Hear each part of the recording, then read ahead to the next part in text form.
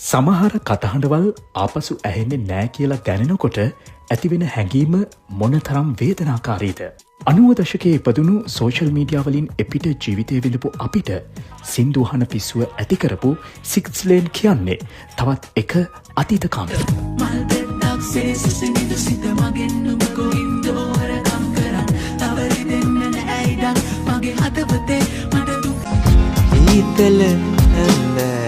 YouTube නැති කාලෙක කීයට හරි පෙන්වන චාට් ෂෝ එකක 6 ලේන් ලගේ සින්දුවක් ප්ලේ වෙනකම් බලාගෙන හිටපු ඉතිහාසයක් අපි හැමෝටම තියෙනවා. අහම්බෙන් හරි කොහේ හරි එහෙම සින්දුවක් ඇහුනොත් ආයි කවදා අහන්න සිද්ධ වෙයිද කියලා දන්නේ නැති නිසා යන ගමන මග නවත්තලා කරන වැඩේ නතර කරලා සින්දුව අහන් හිටපු පරම්පරාවක අවසාන පුරුක තමයි අපි. එහෙම සුන්දර මතක එකතු කරපු 6 ලේන් සංගීත කණ්ඩායමේ චාල්ස් ලක්ෂාන් නොසිතූ මොහොතක අප අතරින් වෙන් වෙලා ආපහු කවදාවත් ඔහුගේ කටහඬ අලුත් ගීයකින් ඇහෙන්නේ නෑ කියන හැඟීම සංගීතයට ගීතයට ලැබි ඔබව රිදවන බව රහසක් නෙවෙයි.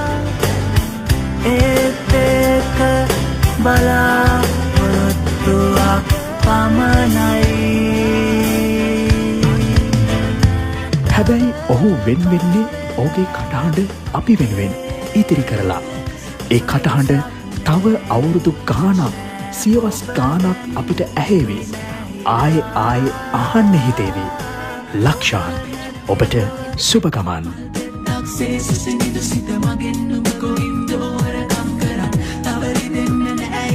මගේ හදවතේ